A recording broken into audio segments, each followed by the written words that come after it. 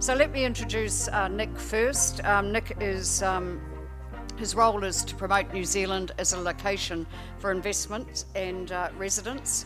He's Director of Investment and Immigration New Zealand and has worked in this space for a very, very long time indeed, and also within Asia for over 11 years in diplomatic roles in New Zealand embassies. Samantha is a team manager at the Overseas Investment Office. She's a lawyer. She's been at MFAT and within corporate legal roles.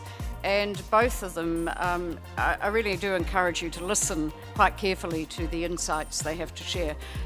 Nick, I think you've got a couple of slides, so I'll get out of the way and let you have the lectern for a moment.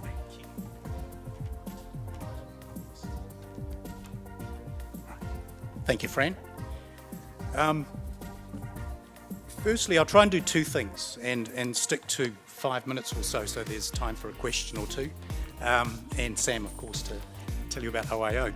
The first slide that I've put up here, and there'll only be two. This one is a very quick snapshot of this investor migrant policy that the New Zealand government has. It's the elite visa, if you like, for wealth-based residents in New Zealand. So this is something which is current, but it will change in May. So I've put up a table which can potentially confuse, which shows both the current policy and then how it will change in May. So maybe if I quickly describe what the current policy is. There are really two pathways within the investor migration policy. One of them is the Investor Plus, which is a $10 million minimum or investment, and the other is the Investor 2 pathway. So that is, at the moment, a minimum of $1.5 million of investment. Now, there are more conditions around the Investor 2 pathway, and there are some proxies around the $10 million Investor Plus, which are proxies for some of the conditions around the Investor 2 category. So look, very quickly, the current policy, if you're looking at the slide, far right, current policy for Investor 2, 1.5 million is the minimum investment you have to make, but in reality it's more than that because you must accumulate sufficient points to be invited to apply under this particular Investor 2 category. So you also need to prove $1 million of settlement funds. You don't have to invest it, but you need to prove you have it. Now, there's a minimum of 3 years of business experience required. You need to have English language, a minimum of IELTS 3, which is not very high, but it is actually sufficient for some people. There's a maximum up to and including 65 years of age in Investor 2. We have a cap, so we cannot approve more than 300 of these visas in 1 year.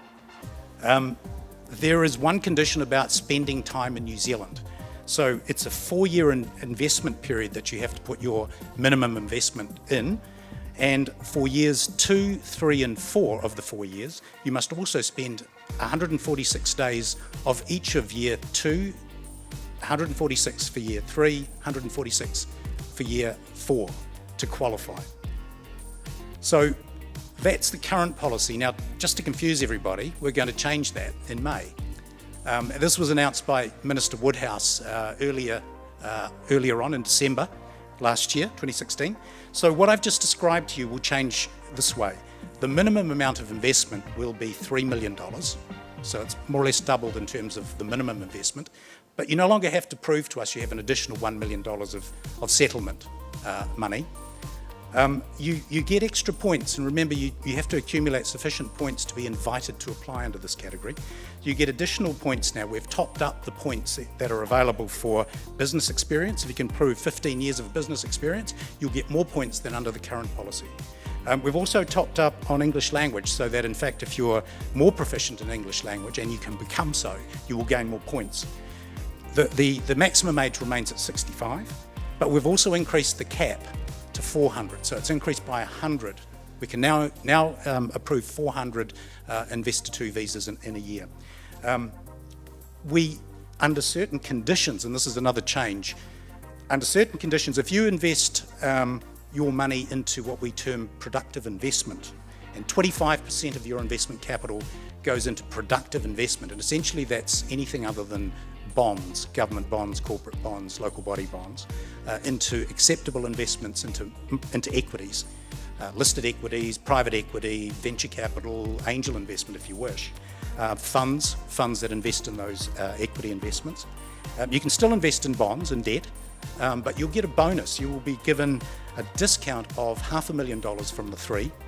So it's $2.5 million that will be required to be invested if you put 25% of your capital into productive investment. The government wants more capital going into productive investment, full stop. That's why we're incentivising it. There will be some flexibility around the days that you spend in New Zealand if you put 50% of your capital into productive investment.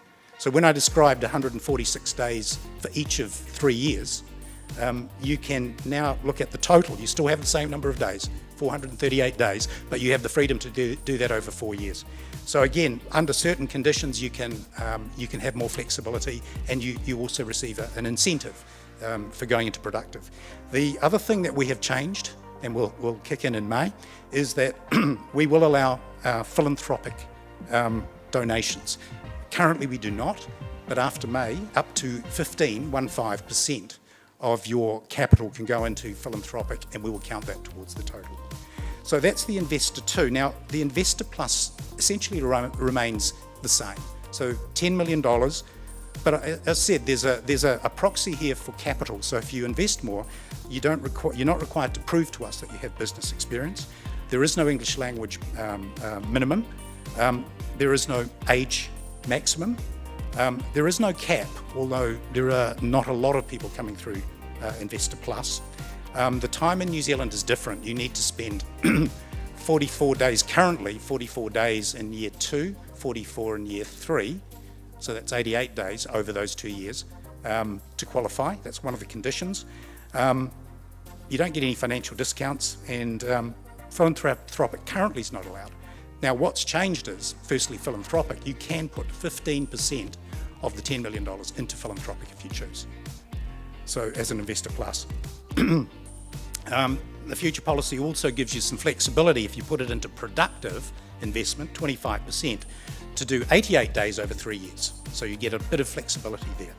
But otherwise, it's pretty much the same as I've described. So that's very quickly the policy. There's a lot more detail behind it. I'll skip the detail and move on to say, well, what's happened? Where is China in this process? China is the largest user of the investor migrant policy. So the slide that I've just shown you, and it's a great shade of red, demonstrates that the majority of Investor 2 and Investor Plus are from China. This has been chosen by potential migrants to New Zealand as a pathway to residence. So, if you like, that demonstrates that in the Investor 2 category, there's a large percentage of people who have come through compared to the rest of the world. If you want to put that into monetize it, you want to know how much money is actually invested. I've only put a slide up there of actual approvals. That means people who have invested money. It is done. It is in the economy. So at the moment, there's a total of the Investor Plus of $550 million invested through the policy in New Zealand. Under the Investor 2, currently from China only, $1.1 billion under the Investor 2.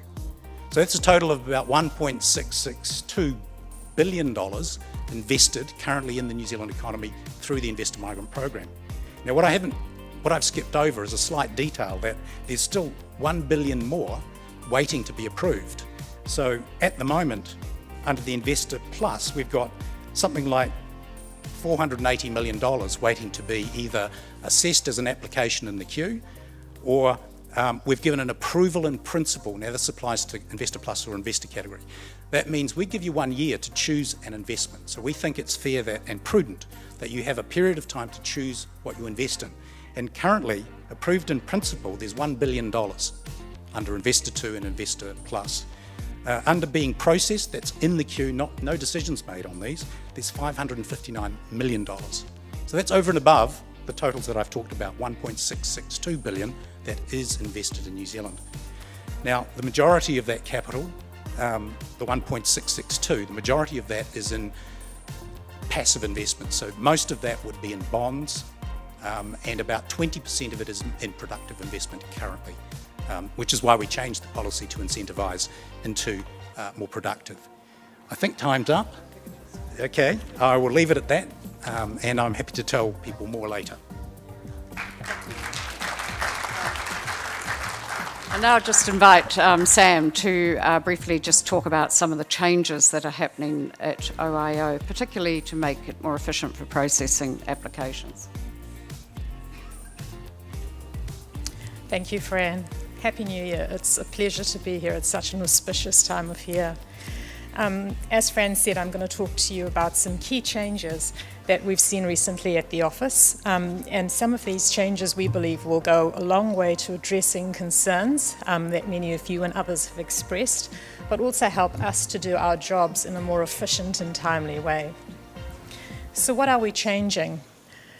We've got more resources on board, and that's given us a whole host of opportunities to have a look at our process. It also allows us to have more people working on applications that come to us for consent.